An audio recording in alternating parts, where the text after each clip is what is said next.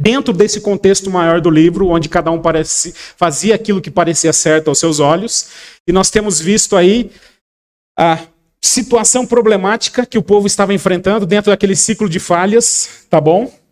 Que o povo está agora inserido de desvio, disciplina e desafogo. Mas também nós vamos observar aqui a bondade de Deus, a graça de Deus. E espero que os irmãos estejam vendo isso. Que apesar dos pesares, apesar de olharmos para algumas pessoas que nós temos visto aqui, a atitude desse povo, ainda assim Deus continua se demonstrando gracioso, bondoso, misericordioso, mesmo em sua disciplina, mesmo em sua correção, tá bom? E hoje nós vamos observar um aspecto do capítulo 7, que é Deus fazendo um tratamento precoce. Não é aquele tratamento precoce lá, tá? Que tanto deu polêmica, tá bom? Mas é um tratamento precoce em relação ao espírito de pavão. Tá bom? Que é justamente, eu quis apenas usar esse termo para descrever que é a vanglória tratada pelo Senhor. E que muitas vezes nós somos acometidos sem saber, sem às vezes até perceber, nós estamos nutrindo isso na nossa vida. Ano passado eu estava no meu treinamento de bike, de ciclismo, né? Aí eu levantei 5 da manhã, sábado de manhã, pastor, 5 da manhã. Ciclista você vai ver às vezes de madrugada andando. Você não acha que ele é doido, não. É porque é menos trânsito, é menos risco de ser atropelado. Então a gente melhora isso. Você chega mais cedo, inclusive, para fazer as coisas de casa. A mulher não briga com você, né? Então você evita esse tipo de coisa, tá? E aí eu fui para Itatiba, peguei a bicicletinha, fui sozinho de lá, fui para Itatiba, né? Louveira e tudo. Fiz a volta, desci novamente pela estrada, entrei na Frederico Ozanam ali para voltar para casa e tudo parado. Tudo parado, carro dos dois lados, a estrada já estreita ali. E aí eu falei, não tinha nem um cantinho ali direito para andar. Vai eu andar no meio dos carros. Ai, pastor, né? E eu ali estou se achando e ali eu estou fazendo, nossa, tá vendo? Olha como eu sou bom. Olha como enquanto o povo tudo aí parado no carro, enquanto o povo nesse congestionamento, enquanto o povo tudo, eu estou andando. Mas quando eu chego ali na frente do Max Shopping, tem uma carreta parada e um acidente aconteceu ali. O ciclista foi atropelado. E ele havia morrido, estava debaixo da carreta. Inclusive, se você passar na frente do shopping, tem lá uma bicicleta branca no poste, a ghost bike que eles falam, né? Quando alguém morre de acidente assim, eles fazem essa homenagem. E eu vi aquilo e eu falei, rapaz, eu me achando. E eu me vangloriando. Eu estava achando que eu era o máximo andando no meio dos carros, no meu coração aqui, né? Ali, tirando um sarro, tá vendo? Olha aí, eu tô de bicicleta. Mas olha, e aquilo me trouxe me fez cair a ficha. Perigo e do cuidado que Deus tem que colocar em nossas vidas.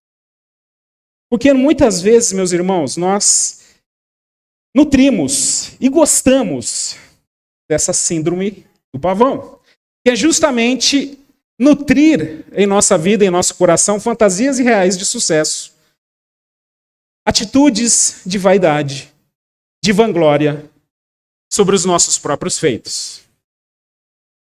Quando os meninos eram menores, eu já contei essa experiência aqui, eu ia na reunião de pais e alunos, e sempre lá na reunião de pais e alunos tem um cantinho esquerdo da lousa que tem uma listinha que a professora deixa lá.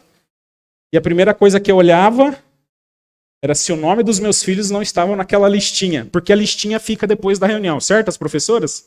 As pro aí, não é isso? Os nomes desses alunos, toda reunião fica que eu quero conversar com os pais desses alunos. Eu já entrava, olhava para ver se tinha João Pedro e Isabela dos Reis lá. Claro que a minha preocupação era para ver se eles tinham feito alguma coisa, mas no fundo, minha preocupação era a vergonha que eu iria passar, porque afinal de contas, eu sou o máximo de pai. E não admito um comportamento diferente dos meus filhos. Logo, se uma professora vem falar que os meus filhos não estão se comportando dentro da sala de aula, isso é uma afronta ao meu ego, e isso de alguma forma vai afetar a glória. E no fundo, eu estava muito mais preocupado comigo do que os meus próprios filhos. Você já, às vezes no trânsito, sabe aquele cara que chega e cola na traseira ali e fica dando sinal? Aí você faz assim, você tira para a direita e deixa ele embora? Não. Você dá aquela reladinha no freio assim, ó, né? Só para ele não bate. E aí você fica, ah não, agora eu vou passar, agora ele não vai me passar. E ele não passa. E você diz, uau! É vanglória. Está entendendo, irmãos, que muito disso está no nosso dia a dia, mesmo sem a gente perceber. E agora o problema está, inclusive, quando isso se dá na nossa vida espiritual, onde agora, como que se fosse um espírito de pavão, vivo um ciclo de falhas e um ciclo de pico espiritual, onde uma hora eu sou um super espiritual, uma hora eu não paro de orar, uma hora eu não paro de ler a Bíblia, não deixo de frequentar a igreja, mas passa algum tempo, eu não oro mais, não leio mais a Bíblia, não frequento mais o culto, e eu vivo esse ciclo de falhas, esse ciclo tipo pico espiritual de pavão. Eu posto versículo na internet, eu compartilho, e aí eu ajudo, mas de repente isso tudo se esfria da noite para o dia. Essa noite nós vamos ver na história de Gideão, e pela graça de Deus, pela bondade de Deus, pela misericórdia de Deus, Deus antevê esse problema dessa vanglória e trata isso como que se fosse um procedimento. Lembra lá do personagem da Lord Shen? Bom, o que você acha? Né? Mas dentro disso nós vamos observar que Deus faz um tratamento precoce, onde agora ele promove a limitação para trazer salvação e promove a confusão para restaurar a adoração. Nos versículos de 1 a 7, acompanha a leitura comigo. Nós vamos ver esse primeiro ponto. Nós estamos falando de Gideão. Os irmãos se lembram semana passada que esse Gideão, ele é esse personagem inconstante, incoerente. E que mesmo assim Deus vai tratar isso, e tratou isso no capítulo 6. E está transformando isso no coração dele. Mas agora no capítulo 7 parece que é um outro Gideão. E o texto diz assim: Jerubaal, isto é, Gideão, e todo o seu exército se levantaram de madrugada e acamparam junto à fonte de Arode. Os exércitos de Midian estavam acampados ao norte deles, no vale perto da colina de Moré. O Senhor disse a Gideão: você tem guerreiros demais. Se eu deixar todos vocês lutarem contra os midianitas, Israel se vangloriará diante de mim, dizendo que se libertou por sua própria força. Portanto, diga ao povo: quem estiver com medo e assustado pode deixar este monte e voltar para casa. 22.000 homens voltaram para casa, restando apenas 10.000. O Senhor, porém, disse a Gideão: seu exército ainda está grande demais. Desça com eles até a fonte, e eu os provarei para determinar quem irá com você e quem não irá. E quando Gideão desceu com os guerreiros até a fonte, o Senhor lhe disse: separe os homens em 2 grupos. Num grupo, coloque todos os guerreiros. Num grupo, coloque todos os guerreiros que bebem água das mãos, lambendo como fazem os cães. No outro grupo, coloque todos que se ajoelham e ponha água na boca para beber. Apenas 300 homens beberam água das mãos. Os demais se ajoelharam e puseram a água na boca. O Senhor disse a Gideão: com estes 300 eu livrarei Israel e entregarei os midianitas em suas mãos. Mande os demais para casa. É interessante E quando nós olhamos para esse capítulo 7, como eu disse, nós vemos um outro Gideão. Aquele Gideão que é digno de ser mencionado em Hebreus, capítulo 11, versículo 32.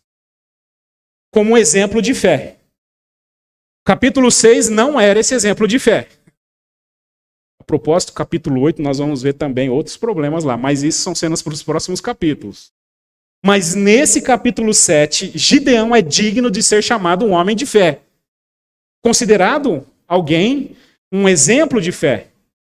Porque agora ele é convocado, chamado à batalha, como nós vimos no capítulo 6, e diante de todo aquele medo, toda aquela provação, Deus, se é o Senhor mesmo, que o Senhor então consuma essa oferta, e aí ele tenha que ter aquele sinal de Deus. Deus, se é o Senhor, se o Senhor quer que eu vá para a guerra mesmo, então que o Senhor molhe a lã e ao redor da lã fique seca durante a noite.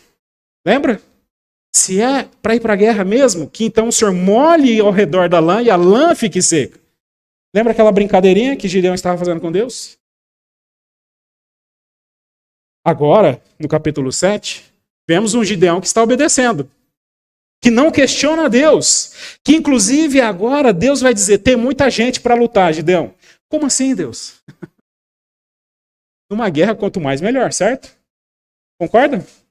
Quanto mais gente para lutar, melhor. E agora Deus continua provendo aqui, fortalecendo a fé de Gideão. Mas eles precisam reconhecer e entender quem é Deus. A propósito, aqui nós vemos quase que uma ironia. Se Gideão pediu tanto sinal, agora Deus também vai brincar, como parece que... Claro, Deus não está brincando aqui, mas Deus vai tratar de uma forma inusitada a fé de Gideão. Quer o sinal para ter fé em Deus? Então vai batalhar com 300 e não 32 mil. Porque, irmãos, em duas situações aqui, 99% dos soldados de Gideão são dispensados. Gideão terá de lutar com menos de 1%. Essa estratégia militar de Deus. E ele utiliza isso nessa primeira forma. Primeiro, peneirar seus soldados diante de uma admissão pública de medo. Aqueles que tiverem coragem de admitir publicamente seu medo serão dispensados. E é algo inusitado isso, porque claro que diante de uma batalha, de um exército tão poderoso como os medianitas, que tinham camelos, que eram ferozes na batalha, muito soldado tinha medo. Essa não é uma pergunta que se faz para soldado. E Gideão tem que fazer essa pergunta. Quem está com medo? Estou com medo. Então, o pessoal que levantou a mão que está com medo aí, pode voltar para casa. É assim? Mas Deus ainda assim trata essas pessoas, porque agora esses medrosos terão que admitir publicamente o seu medo. Precisa admitir diante do exército que está com medo. Porque o medo, inclusive, irmãos, ele é contagioso, tá bom? Medo contagia. Medo é como se fosse um vírus que pega. É só a gente jogar um boato e a gente ver qualquer coisa assim, a gente... Pastor, tô com medo. Mas por que você tá com medo? Ah, mas porque eu vi aquele negócio na televisão, na internet, e o negócio propaga assim de uma forma impressionante. E Deus não vai lutar com esses medrosos. A segunda forma de peneirar isso são aqueles soldados, a forma dos soldados beberem a água, que é algo estranho também. E nessa situação, 9.700 soldados são dispensados. Os que se ajoelham e os que trazem a água para perto da boca. Os que se inclinam são dispensados.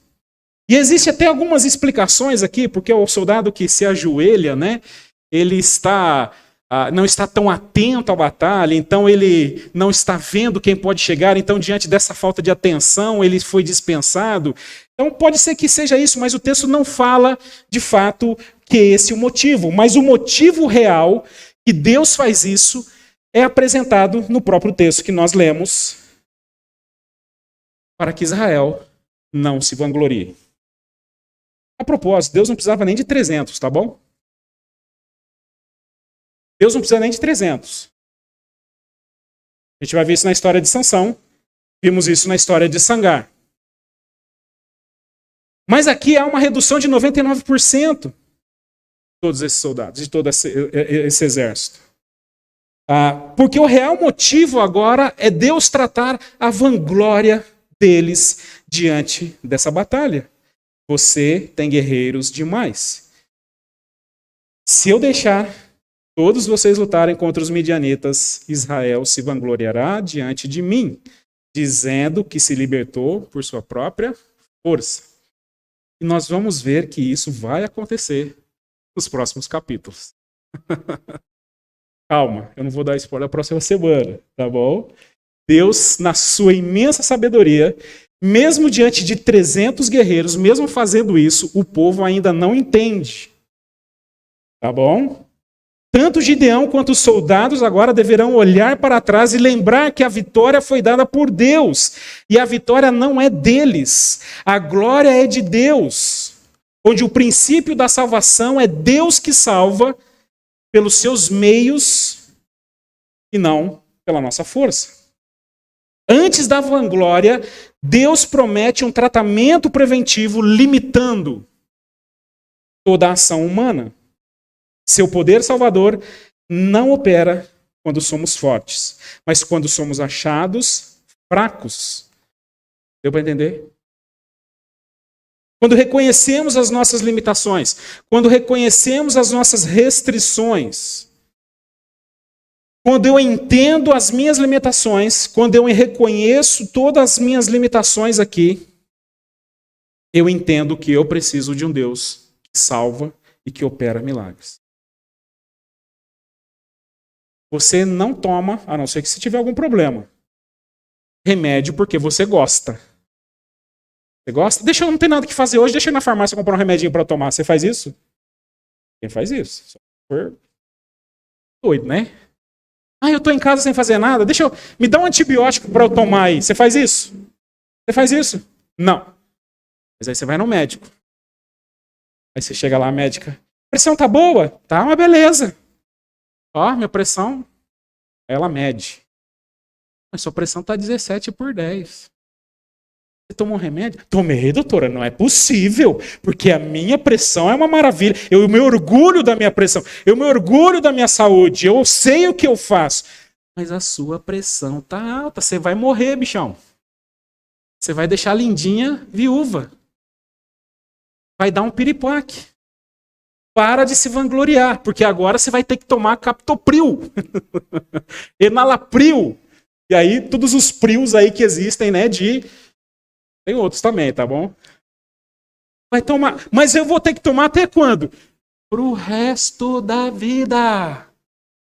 Aí você vai no médico e fala assim, continua alto, vamos aumentar um pouquinho a dose. Mas eu achei que eu ia parar. Não, vai continuar. E além disso, você vai tomar esse também.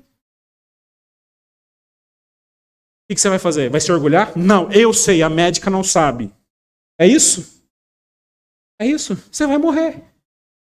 Mas muitas vezes é assim que a gente faz. Na nossa vanglória, onde nós achamos diante. E só quando a coisa piora, quando nós nos deparamos com a situação difícil aqui a gente diz, nossa, eu preciso tomar um remédio mesmo. Quando o homem tem a febre 37,5, 37,5, ele entra em desespero. A mulher falou, bem, vai no médico. Bem, toma um remédio. Bem, toma um Tilenol. Aí bate a febre 37,5. Aí ele quase morre. Bem, me dá um remédio, por favor. Eu te imploro, me ajuda. Se der um 38, então você chama o SAMU, porque ele está morrendo. O homem já vai chamar o SAMU? Não vai. Mas numa febre de 38, 39, ele chama. Estou exagerando, tá bom? Mas é mais ou menos assim. Porque só diante dessa necessidade, diante da minha fraqueza, que eu reconheço aqui que eu preciso de um Salvador. Enquanto a vanglória não for tirada, enquanto eu não admito que eu fico me vangloriando das minhas ações, eu estabeleço as minhas regras. Inclusive dentro da minha vida espiritual. Em nossa vida espiritual, ora tem picos de super espiritualidade. Eu vou orar todo dia, eu falo de Jesus, estabeleço uma sequência de vindas para a igreja, passo agora até dar o dízimo na igreja. Mas no fundo, quando nós analisamos as coisas, parece que estamos fazendo isso apenas pela nossa vanglória.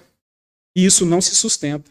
Esse é um tipo de vida espiritual que vive na empolgação, ela é animada, ela é frenética, mas não se sustenta, porque está envolvido em vanglória.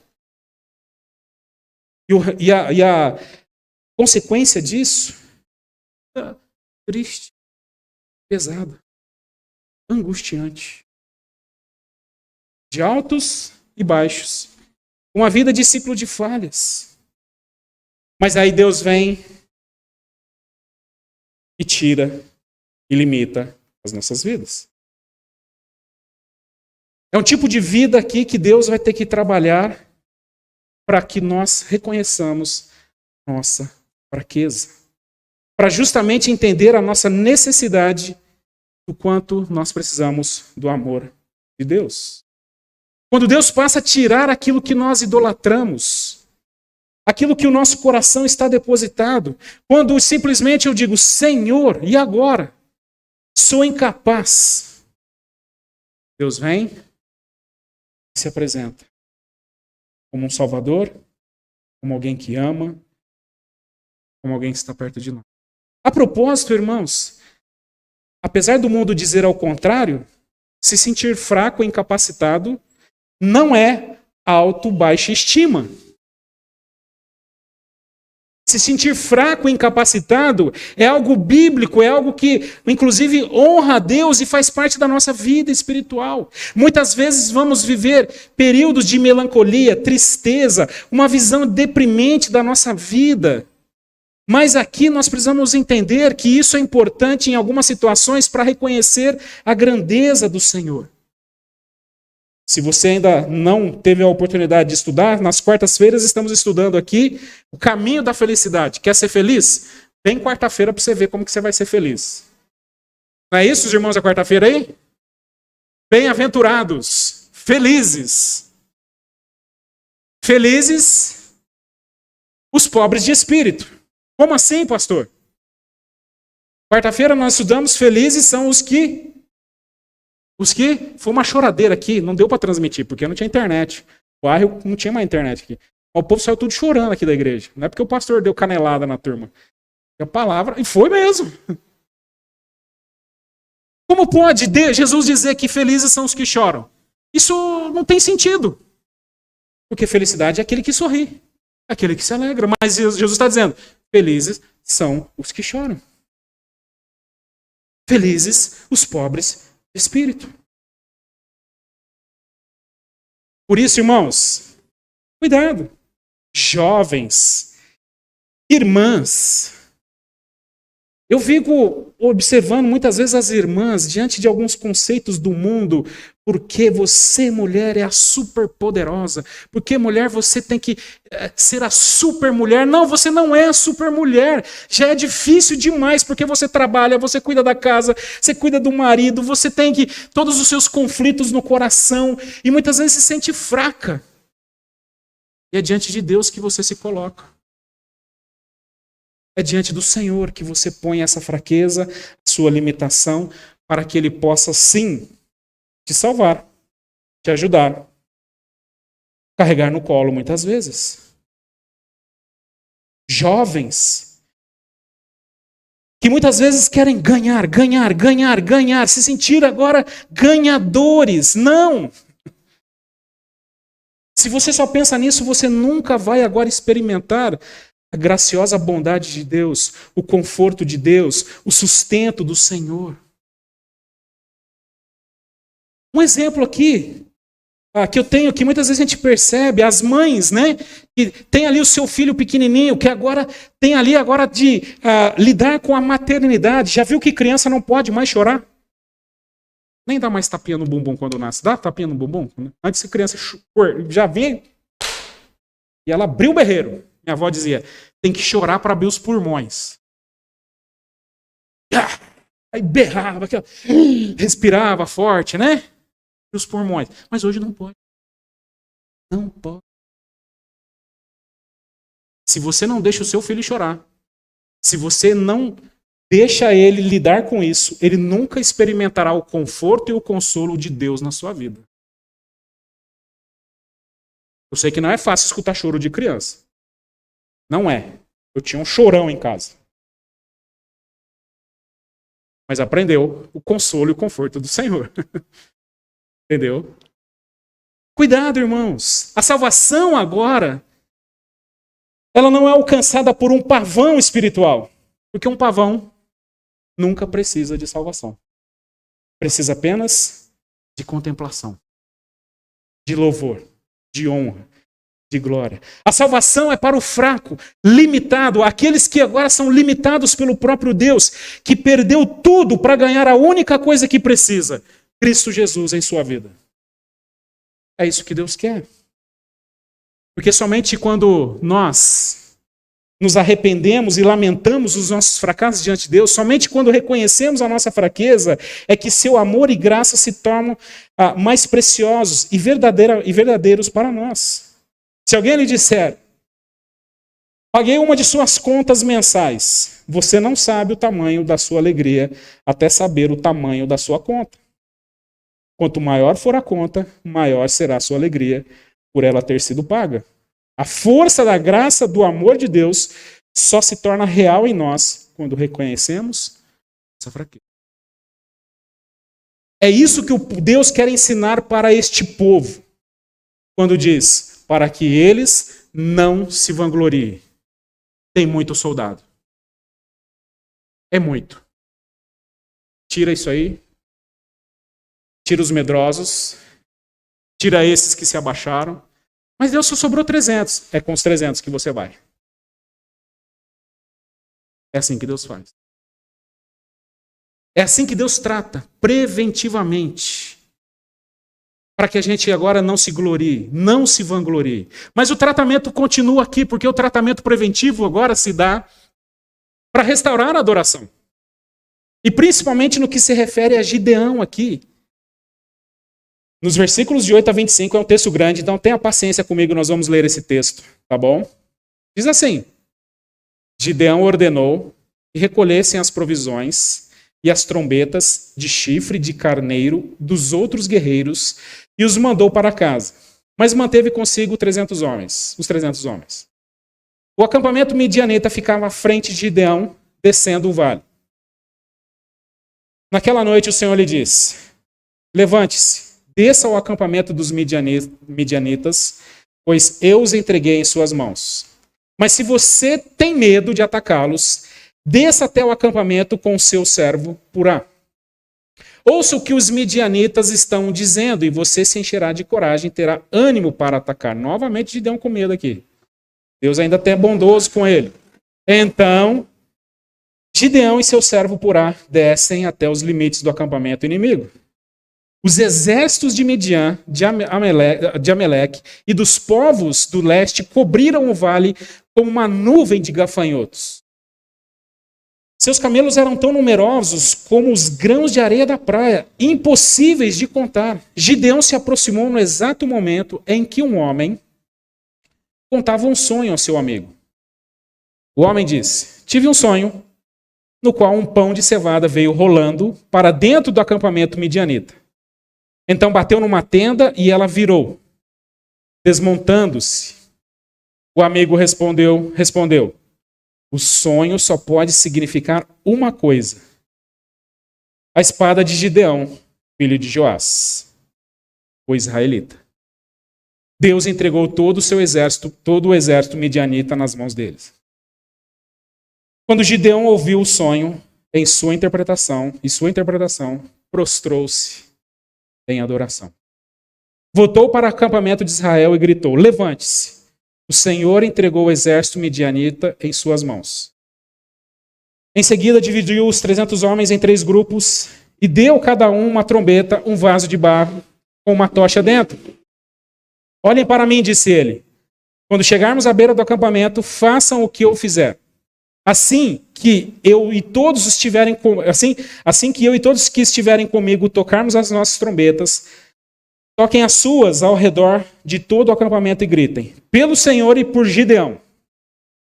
Pouco depois da meia-noite e da troca da guarda inimiga, Gideão e seus 100 homens chegaram aos limites do acampamento midianita e de repente tocaram as trombetas e quebraram os vasos de barro.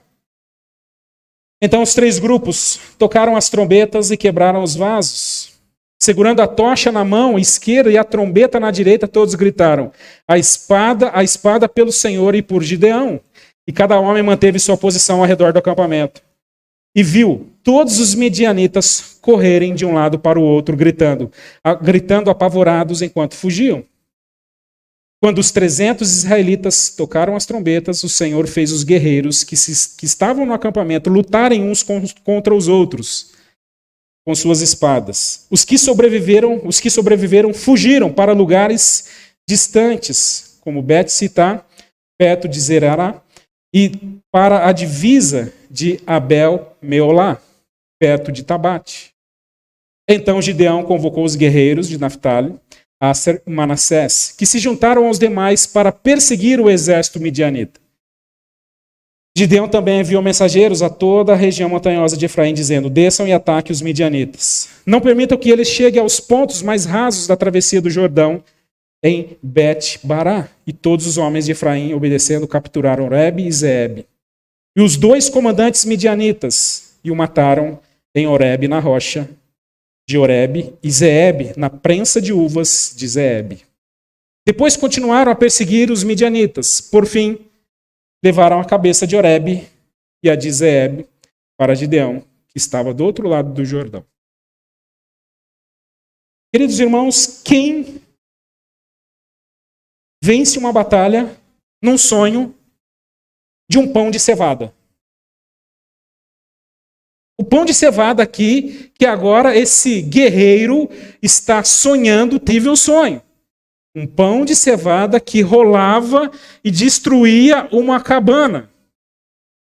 É interessante que, inclusive, Gideão aqui, né? Deus dá mais essa chancezinha para Gideão. Se você ainda tiver com medo do que vai acontecer, vai lá ver o que eu estou fazendo. E ele escuta esses soldados conversando sobre esse sonho. Sobre esse pão de cevada. Mas pão de cevada não ganha guerra. Mas ele fica apavorado com isso. E esses guerreiros entendem que é por Gideão, que é Israel agora que vai matá-los, que agora vai vencer. Mas eles não sabem que são apenas 300. E diante disso, Gideão então louva e adora o Senhor. Diante dessa resposta de Deus, o próprio texto vai dizer: Gideão ouviu o sonho e sua interpretação e prostrou-se em adoração. A reação de Gideão é adorar. A reação de Gideão é reconhecer que isso vem de Deus e que a vitória agora está sendo impulsionada por ele, mesmo diante de uma confusão. Agora, Gideão entende que essa confusão instaurada pelo próprio Deus, e ele inclusive aumenta essa confusão para obter vantagem, vai justamente reconhecer Deus atuando numa imensa confusão. Qual é o resultado disso? Tochas, gritaria, pela espada de Gideão, trombetas tocando, vão morrer. Os guardas saem se matando um ao outro. Confusão generalizada. E Gideão promove ainda mais isso. E diante dessa confusão aqui, Gideão entende que é a ação de Deus e adora o Senhor. Como nós poderemos dizer, uma confusão santa que leva à vitória. E o reconhecimento de Gideão de quem é Deus e que Deus está no controle disso. Diante de uma confusão. Num sonho estranho, numa estratégia estranha, que confunde os inimigos, Deus agora se apresenta como Deus vitorioso. E isso tudo resulta em adoração de Gideão. Queridos, nós não podemos deixar de fazer aqui uma aplicação diante disso tudo, que muitas vezes Deus promove certos tipos de confusão, uma confusão santa para restaurar a nossa adoração, a nossa vida, a nossa devoção, a nossa atenção a Ele. Porque a confusão que Deus causa muitas vezes nos nossos perfeitos caminhos, estratégias e planos, onde muitas vezes nós nos encantamos e ficamos olhando para as nossas conquistas, para as nossas estratégias, para tudo aquilo que eu consegui, para o meu planejamento estratégico. Deus vem e diz, não vai ser assim.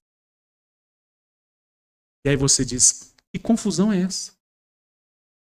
Olha, eu comecei o ano tudo planejadinho.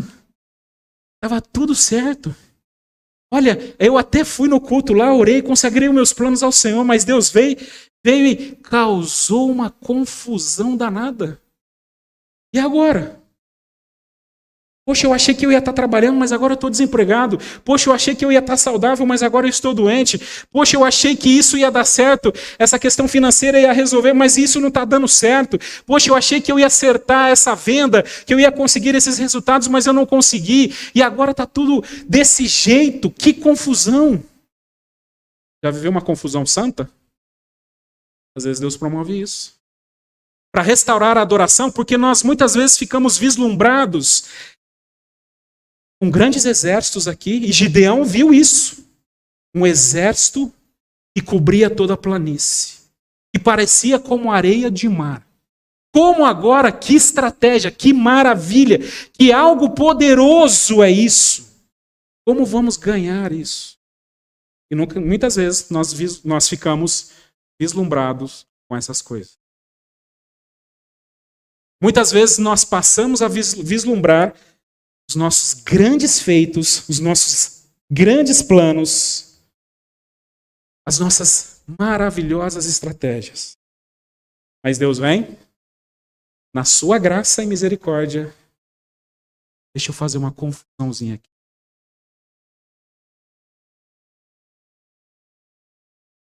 Queridos, às vezes, claro que essa desorganização muitas vezes não é boa. Nós não vamos receber de bom grado. Mas sem dúvida ela é essencial, porque diante desse vislumbre que nós estamos agora, diante das nossas estratégias, planos e conquistas, nós estamos nos afastando de Deus, nos vangloriando, achando que nós conseguimos sem a presença de Deus, sem o poder de Deus, sem a força de Deus. Deus tem que colocar o nosso coração no devido lugar. Nem todas as coisas vão dar certo em nossas vidas. Tudo bem para você isso? Vou repetir. Nem tudo vai dar certo.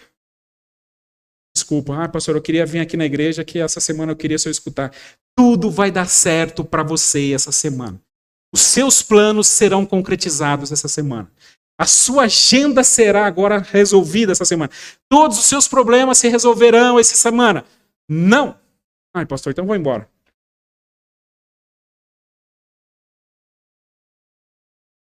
Nem sempre Deus vai promover isso. Porque agora, como um pavão, nos encantamos com a beleza, o sucesso, a glória do mundo, as estratégias. Aquele guru e aqueles ensinamentos daquele guru. Olha, você já viu que isso acontece? Eu estava lá assistindo um videozinho no YouTube, daqui a pouco parece assim, né? Do nada. Veja como eu multipliquei o meu dinheiro em uma semana. Eu investi R$1.000 e agora, depois de 5 dias, eu já tenho R$100.000. Olha, você já viu isso? Olha, antes eu andava com um Fusca arrebentado. Agora eu estou num iate. Outro dia eu vi um negócio desse.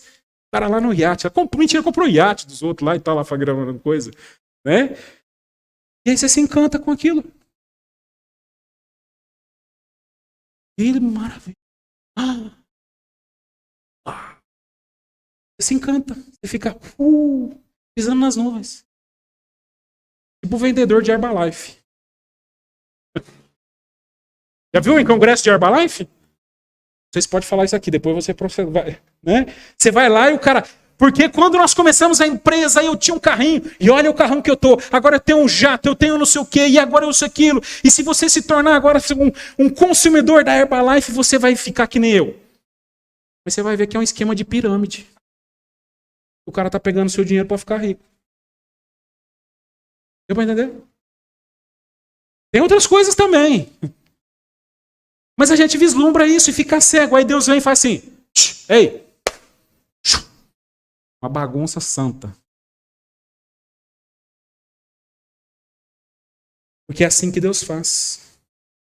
Deus agora vai restaurar o nosso coração, adorá-lo, exaltá-lo, porque diante dessa visão e contemplação do mundo, você está adorando outras coisas. Você está voltando o seu coração e os seus olhos para as coisas que não é de Deus. E Deus não divide o seu coração. Amarás o Senhor, seu Deus, sobre todas as coisas. Não é isso que Deus fala? Deus não divide o seu coração. Mesmo que, se for necessário, ele causar confusão, para que você esteja aqui no domingo à noite, às 18 horas, orando, para que você esteja ao longo da semana reconhecendo e adorando ao Senhor, que tudo que você tem conquistado é dele. Mesmo que agora você não ande mais com o seu carrão, mas vai andar de busão. Certo? Vai andar de CPTM lá com o Rodrigo. Agora tem ar-condicionado CPTM, né? Vai andar de trem. Mesmo que agora você não ande mais com o seu carro do ano, mas agora você vai andar você vai andar a pé, de bicicleta. Você vai estar adorando o Senhor. Deu para entender? Porque é assim que Deus faz. Deus restaura o coração, inclusive mostrando essa estratégia para Gideão, que é uma grande confusão. E ele teve aqui vitória, uma vitória que vem de Deus. E quando nós olhamos para o final do texto, nós vemos ali uma situação bastante diferente, uma situação inusitada, não diferente, mas inusitada, onde na primeira vez em que encontramos Gideão estava escondido dos midianitas, no tanque de espremer uvas. A primeira ocasião em que Deus lhe dá a segurança de sua presença acontece numa rocha, quando o anjo do Senhor queimou sua oferta. Agora, os reis dos inimigos de Gideão, que Gideão derrotou como instrumento nas mãos de Deus, um é morto na rocha e outro é morto no tanque de espremer uvas.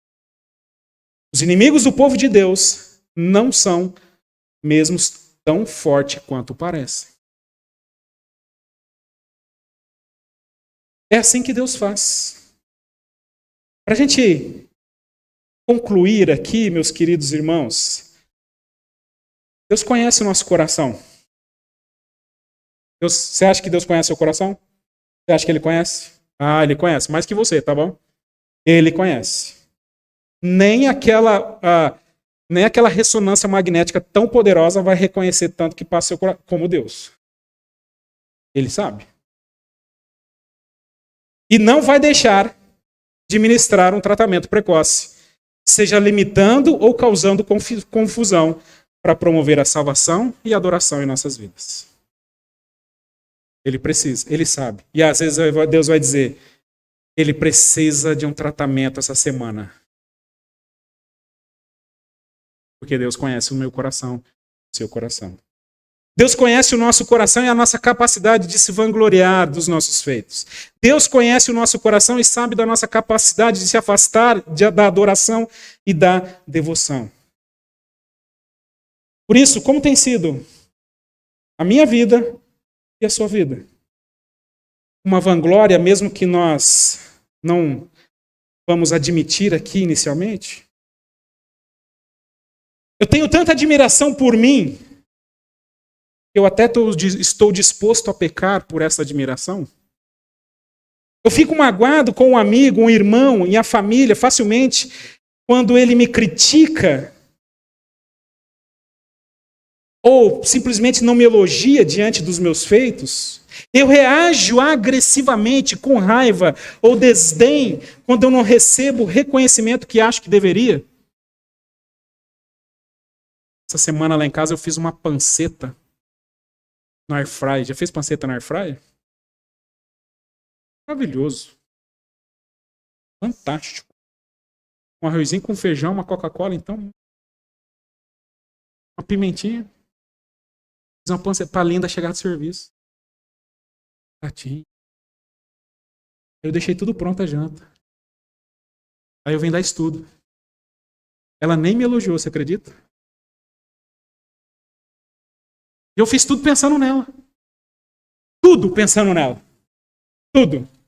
Mentira, eu tava pensando em mim. No meu elogio. Eu cheguei em casa e já tava dormindo. Você pode um negócio desse? Pode um negócio desse. Mas depois no outro dia ela... Ai, amor, tava boa a janta ontem, né? Agora também não pode. Agora também não quero. Nem respondi. Porque a vanglória fala mais alto. Deu para entender, irmãos? Tá vendo como que isso é sutil e a gente não percebe? E a gente às vezes está inserido nesse dia, nesse sistema, numa coisa tão... coisa que é sutil no nosso coração. Nutro fantasias... fantasias ilimitadas de sucesso, poder, inteligência, beleza, um amor ideal. Tem uns jovens que vão se casar aqui. Tem alguns que já estão fazendo estudo bíblico comigo aqui, preparação para o casamento. Antes de dizer sim, estão apavorados. Certo, Bruna, Vinícius? Ai, já está só no segundo. São 8. Vinícius quase desistiu, coitado. Porque não é ilusão. Porque não é ilusão.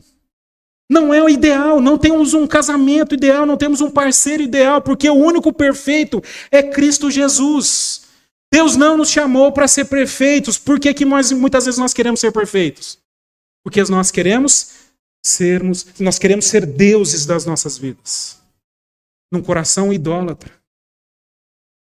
Cuidado. Como eu reajo a isso? Agressivamente, com raiva? Nutro sentimentos de grandiosidade, exagero. Quando eu faço uma coisa, olha, peguei um peixe, um peixão desse tamanho. Já viu o pescador? Pescador, como é que ele vai pescar? Ele nutre uma... Mentira, ele pegou um lambarizinho assim, um lambarizinho. E não conseguiu nem pegar, que é a mulher que tirou do anzol para ele, porque ele tem medo. Mas eu nutro. Sou um pescador. Vivo explorando os meus relacionamentos, tirando vantagem dos outros para que eu possa me engrandecer. Já viu isso? Como nós muitas vezes ficamos fazendo piada com os outros para que eu possa, assim, me sobressair sobre os outros, me vangloriar sobre os outros? Cuidado. Porque, irmãos, vamos seguir o exemplo de Jesus Cristo? Porque Paulo vai dizer, contudo, sejam... Quem se gloriar, glorie-se em quem? Em quem você deve se gloriar? Senhor. Pois não é aprovado quem a si mesmo se recomenda, mas aquele a quem o Senhor recomenda. Glorie-se no Senhor. Não fique se recomendando, não fique se achando, Paulo diz, mas em Cristo Jesus. Tiago vai dizer, inclusive, dentro do contexto dos nossos planos, das nossas estratégias, vocês nem sabem o que vai acontecer amanhã, que é a sua vida. Vocês são como neblina que parece por um pouco tempo e depois dissipa. Ao invés disso, deveriam dizer, se o Senhor quiser, viveremos e faremos isso ou aquilo. Agora, porém, vocês... se vangloriam das suas pretensões. Toda vanglória como essa é maligna. É do diabo. Porque ele está afastando você de Deus por meio das suas pretensões. Deu para entender? E se existe um ser que trabalha com a nossa vaidade, é o diabo. Esse ser que inclusive trabalhou, quis inclusive tentar Jesus através da vaidade. É Deus, você é Deus, você é o Filho de Deus, transforma a pedra em pães. Você é o Filho de Deus, diz a palavra que se os anjos vão te proteger, se joga daqui. Vaidade. Ainda em Filipenses, capítulo 2, versículos de 3 a 8, nada faça por ambição egoísta ou por vaidade, mas humildemente considerem os outros superiores a vocês mesmos. Cada um cuide não somente dos seus interesses, mas também dos interesses dos outros. Seja a atitude de vocês a mesma de Cristo Jesus, que, embora sendo Deus, não considerou ser igual a Deus. E era algo que deveria apegar-se, mas esvaziou-se mas esvaziou-se a si mesmo, vindo a ser servo, tornando-se semelhante aos homens, e sendo encontrado em forma humana, humilhou-se a si mesmo e foi obediente até a morte e morte de cruz. Quer resolver isso na sua vida? Siga o exemplo de Cristo Jesus. Peça perdão essa noite se porventura você tem vivido aí o espírito do pavão na sua vida, de se vangloriar. E eu quero convidar você para que você possa ficar de pé novamente. Louvar o Senhor através dessa música.